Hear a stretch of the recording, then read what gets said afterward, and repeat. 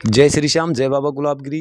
कैसे हो भक्तों? आशा करता हूँ सभी स्वस्थ मंगल में होंगे। आज मैं हमारे श्री शिव शंकर भगवान के मंदिर में, हमारे गांव तलवंडी बादशाहपुर से, जो कि एक शिव शंकर भगवान का बड़ा धाम है, मैं आपको वहां पर लेकर आया हूं। आपको दर्शन कराऊंगा शिव शंकर भगवान के और शिवलिंग के। जो इस समय मैं आपको दर्शन कराता हूँ, वो आपको दर्शन करने होंगे, अच्छे लगेंगे, अच्छी तरह से करने होंगे। आइए मैं दर्शन कराता हूँ शिव शंकर भगवान का। इस समय आप शिव शंकर भगवान की जो शिवलिंग है, मैं आपको शिवलिंग के दर्शन करा रहा हूँ। ये हमारे शिव शंकर भगवान की जो शिवलिंग है पूजनीय है। आज सोमवार का दिन है। ये देखना है शिव शंकर भगवान को क्या क्या चढ़ता है, वो आपको दिखा रहा हूँ। इस समय मैं कैमरामैन से कहूँगा कि अच्छी तरह तरीके से जो चढ़ा हुआ बेल पत्तर, जो भी पत्ते हैं, पान पत्ते, जो भी भोग वो दिखा रहा हूँ मैं इस समय। आप ये देखिए, इस तरीके से शिव शंकर भगवान की पूजा की जाती है। और आप भी करो और कर कर देखो क्या फ़ायदा होता है। जो कि यहाँ पर इस समय जो फूल आदि जो भी चढ़ा हुआ है वो देख लेना आप, और इसी तरह से आपको ये पूजा करनी है। आइए शिव शंकर भगवान और माता पार्वती के दर्शन करा रहा हूँ मैं इस समय आपको। और साथ में गणेश जी भी विराजमान हैं और उनके साथ में कार्तिक भी विराजमान हैं। तो मैंने आपको शिव शंकर भगवान के और शिवलिंग के दर्शन करवाए। अब जो मैं बात आपको जानने के लिए ले आया हूँ इस जहाँ पर, वो बात अब हमारे श्री पंडित जी, हनुमान पंडित जी से आप अगली बात जान सकते हो। ये पंडित जी बताएंगे आपको। मैं हनुमान पंडित जी से आपको रूबरू कराता हूँ। मैं इनसे जानकारी लेता हूँ ये कितना पुराना मंदिर है और इनको कितने समय हो गए यहाँ पर रहते हुए। मैं सबसे पहले प्रणाम करता हूँ पुजारी जी को। जय श्री राम। जय श्री राम, जय भोलेनाथ की। तो दादा मैं आपसे जानना चाहता हूँ, ये मंदिर है जो बाबा शिव शंकर भगवान का है इस समय यहाँ पर, ये कितना पुराना है और आपको यहाँ पर रहते हुए कितना समय हो गया है? आप सेवा कर रहे हो साक्षात माता पार्वती शिव शंकर भगवान की, तो आपको कितना फायदा आया है आपको, और जो आपके आसपास के भगत जन आते हैं उनको कितना क्या फायदा है, ये बताइए। ये मंदिर है, इसकी नींव रखवाई गई थी 2008 के अंदर, ठीक है, और 9 महीने के अंदर इसकी मूर्ति स्थापना हुई थी। बहुत अच्छा किया। और जिस टाइम पे नीम की पहली ईंट हाथ में दी गई थी, हाँ नीम हाँ। रखवाई थी, तलवंडी से भाटी साहब आए थे, अच्छा अच्छा। तो उनके हाथ से नीम रखवाई थी। पहली ईंटें जब नाड़ बांध गए और उनके हाथ में दी गई थी, उसी टाइम 15 आदमियों के बीच में नीम के ऊपर नाग देवता रोड को क्रॉस करके और नीम के ऊपर आ गए थे। तो ये पुजारी जी ये बता रहे हैं कि जिस टाइम पर यहाँ पर नीम रखी गई थी, पहली ईंट रखी गई थी, एक मजे की बात ये है कि शिव शंकर भगवान साक्षात यहाँ पर आकर दिखाई दिए। रोड जो यहाँ पर एक रोड है, उससे उस दूसरी साइड से एक नाग देवता आया और वो नाग देवता आते हुए ही जो नीम में ईंट रखी हुई थी उसके ऊपर उसने नाग फन तान कर वहाँ पर बैठ गया, और सभी ने कम से कम 15 से 2000 आदमियों ने उनको देखा। और आइए अगली बात और हम पंडित जी से करेंगे, पंडित जी और बताएंगे आपको विस्तार से। और 9 महीने के अंदर इसकी ये मूर्ति स्थापना हो गई थी। ठीक है। ये मूर्ति स्थापना जब से हुई है तब से मतलब क्या है, इस गांव को पहले खास करके कोई नहीं जानता था। हाँ हाँ हाँ हाँ क्यों? हाँ। एक लोकल रूरल एरिया के अंदर ये गांव था और गरीब तबका था सारा। हम्म। अब कम से कम यूं मान के चलो 150 गांव इस मंदिर से जुड़े हुए हैं।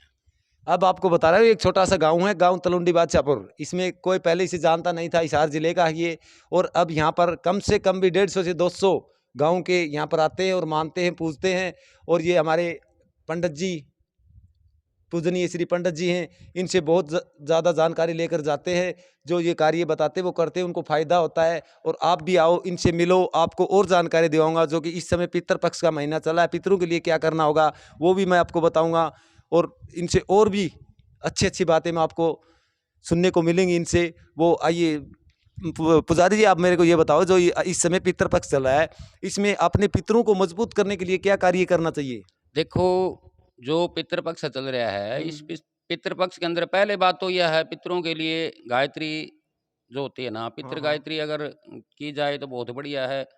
पितृ गायत्री नहीं की जाए तो भी गायत्री का जाप जो है पितरों के लिए बहुत ही अच्छा होता है। अच्छा होता है। और पितरों को मतलब क्या है, तर्पण किया जाता है। अच्छा अच्छा। काले तिल, जल दूध वगैरह मिला के हाँ। और एक कुशा का पित्र बना के उसको जिस तरह परात वगैरह में रखे, उसके ऊपर मतलब क्या है लोटा पानी का लिया, और ये जो अंगूठा और ये जो तर्जनी अंगुली है ना, हाँ, इसके बीच से मतलब क्या है पितरों को ये तर्पण के लिए जल दिया ये जाता है। अंगुली और ये अंगूठा हाँ ऐसे इस तरह से देना हाँ, होता है। ऐसे मतलब क्या है पितरों को जल दिया जाता है। 3 बार उनके नाम से तर्पण होता है। ठीक है। ओम पितृभ्यो तृप्यताम, ओम पितृभ्यो तृप्यताम, ऐसे कहते हुए मतलब उनको जल दिया जाता है। जल अर्पित किया और जाता है। पितरों को प्रसन्न करने के लिए गौ माता को पहली रोटी जो होती है हाँ, हाँ। वो बना करके और उसके ऊपर मीठा डाल के गौ माता को 16 दिन जो ये चलते हैं, इन 16 दिनों के अंदर मतलब गौ माता को भी खाना जो खिलाना हाँ चाहिए। खाना खिलाना चाहिए। और कोए वगैरह जो हैं उनको भी मतलब क्या है रोटी वगैरह जो है वो उनको खिलानी चाहिए। पुजारी जी, मैं आपसे एक बात और जानना चाहता हूँ कि ये सुनने में आया है, अगर कोई पितरों का जो पोता है, बेटा है, जो भी है, वो रोटी देता है तो उसको एक देनी पड़ती है, और घर की जो लक्ष्मी होती है, जैसे कि लुगाई होती है, उसको 2 रोटी क्यों देनी पड़ती है पंडित जी गऊ को? ऐसा है, देखो एक रोटी जो है ना गौ माता के लिए घर से अपने स्पेशल डेली निकालनी चाहिए। ठीक है। एक रोटी तो उनके लिए गौ माता के नाम से ही होती है, ठीक है। और एक अपने पितृ के लिए मतलब क्या है पितृपक्ष के अंदर पितरों के लिए निकाली जाती है। इसलिए कोई भी हो चाहे मतलब क्या है रोटी जो है ना वो एक नहीं 2 ही देनी 2 ही चाहिए देनी सभी को ही। चाहिए। क्यों, एक तो गौ माता के नाम से ही होती है, हाँ। उनके नाम की ही निकलती है पहली रोटी बन के। और घर के अंदर कोई भी घर हो चाहे सभी घरों के अंदर मतलब पहली रोटी है गौ माता के नाम से ही निकलती है, वो तो उनके नाम से होती है। इसलिए मतलब क्या है एक तो उनकी होगी, एक पितरों के नाम से मतलब होती है वो। दादा, मेरे को ये और बताइए, जिसको पितर दोष लग जाता है उसको घर में क्या नुकसान होने लगता है, ये बताइए देखो आप। पितृदोष का मतलब क्या है, पितृ कोई जरूरी नहीं है पितृ घर के अंदर बोलें और मतलब क्या है उस रूप में वो पितृ रूप में पूजे। पितृ किसको कहते हैं, हमारे जो पूर्वज हैं हाँ, हाँ, हाँ, हाँ। जो भी हैं, अब आज से पहले जो भी गए हुए हैं वो हमारे पूर्वज जो हैं उनको पितृ बोलते हैं। पितर बोलते पितृ हैं। पिता का नाम है, ठीक है। पिता हो गए, पितामह हो गए, पिता हो इनको गए। पितृ बोलते हैं। हाँ। ये जो क्या है वैकुंठ लोक के अंदर मतलब क्या है भगवान के धाम के अंदर ये बैठे हुए हैं। हाँ। जब उनको हमें प्रश्न करते हैं तो वो हमें आशीर्वाद देते हैं ठीक। और भगवान से प्रेयर प्रार्थना करते हैं वे कि हमारा जो कुल परिवार जो है ये वो प्रफुल्लित रहे, इसमें किसी प्रकार की कोई कमी नहीं आए। इसलिए उनको प्रसन्न करने के लिए हम ये भोजन वगैरह है ये इनको देते हैं, वस्त्र का दान करते हैं। पूजा सबसे बड़ी चीज है। पितरों कोई भी मतलब कर्म है हाँ, उसके हाँ। अंदर भक्ति सबसे बड़ी चीज होती है। भगवान का भजन जो है ना सबसे बड़ा है। इसको करने से हर चीज में मतलब क्या है इंसान को फायदा होता है। तो मैं आपसे दादा एक और बात जानना चाहता हूँ, अगर पितर जिस घर में नहीं है, वो क्या होता है उसमें? जो पितर नहीं होता उसका घर का क्या हाल होता है, ये और बता दीजिए। देखो ऐसा है, पूर्वजों का आशीर्वाद जरूरी है। आज यूं मान के चलो आप, कोई पूर्वज हमारे घर से मतलब देखो ऐसा कोई घर नहीं है जिससे कोई नहीं गया हुआ है, हाँ, हाँ। परंतु क्या होता है बुजुर्ग जो होते हैं ना बड़े घर के अंदर जो भी बड़े हैं उनका आशीर्वाद सबसे पहली मतलब क्या है प्रथम बात है, उनका आशीर्वाद लेना बहुत जरूरी है। बहुत अगर जरूरी हमारे पूर्वज जो भी हैं हमारे से जो बड़े जो भी हैं है। वो प्रसन्न होंगे तो हमारे घर का मतलब कल्याण होगा, हमें रास्ता बढ़िया मिलेगा, हमें कामयाबी बढ़िया मिलेगी। उनको प्रसन्न रखना विशेष जरूरी होता है। माँ बाप बुजुर्ग जो भी बड़े हैं उनकी सेवा और उनको खुश रखना बहुत जरूरी है। वे ही हमारे पितर हैं। कोई ये नहीं होता भाई पितर कोई विशेष ही मतलब क्या है पितर हो वो ही पितर हो तभी हमारा कल्याण होगा। दादा, मेरे से कई कमेंट आते पूछते हैं कि पितर हमारा वो है, ये है, आप ये और स्पष्ट कर दीजिए कि पितर मरने के बाद, स्वर्गलोक जाने के बाद कितने दिन बाद वो पितर बनता है? देखो कोई भी जीव है, जैसे जन्म इंसान का होता है 9 महीने के अंदर होता है, ठीक है। इसी प्रकार से जो भी जीव हमारे घर से परिवार से जाएगा हाँ, पितृ कौन बनता है। हाँ, हाँ, पितृ जैसे हर इंसान की 100 साल उम्र मान के चलो, हाँ। ठीक है। शास्त्र के हिसाब से 120 साल उम्र दी गई है। हाँ, ठीक है।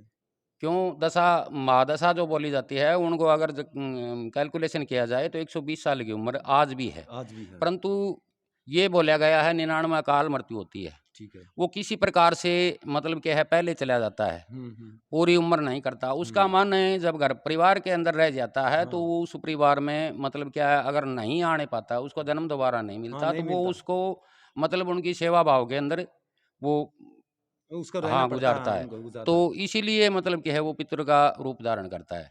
तो ठीक है। कम से कम ये मान के चलो 9 महीने तक तो मतलब क्या है जन्म होता है बच्चे का, ऐसे ही 10वें महीने तक मतलब क्या है उनका प्रादुर्भाव जो होगा उसमें बाद में वो दृष्टांत दिखाना शुरू करेंगे। या तो चुटपुट की कोई आवाज़ लगानी शुरू करेंगे, या फिर वे मतलब सफ़ेद वस्त्र में कोई इधर उधर मतलब क्या है दृष्टांत दिखाई देंगे। हाँ। तो ऐसा कुछ आभास होने लग जाए तो यूँ सोचो भई हमारा जो कोई पूर्वज है वो मतलब क्या है पूर्व गति के अंदर गया नहीं, वो पितृ रूप के अंदर आना चाह रहा है और ये दृष्टांत दिखा रहा है, तो उसमें फिर गायत्री करवाई जाती है। सवा गायत्री के जाप करवा के और मतलब उनको शुद्ध करके और घर में लाया जाता है। ठीक है, हमने ये जो आपको जानकारी दिवाई है श्री हनुमान पंडित जी से, और अगली वीडियो बहुत ही जल्द आपको देखने को मिलेगी। तब तक के लिए जय श्री श्याम, जय बाबा गुलाबगिरी, जय बाबा हनुमान की। देखते रहिए बाबा गुलाबगिरी महाराज यूट्यूब चैनल पर।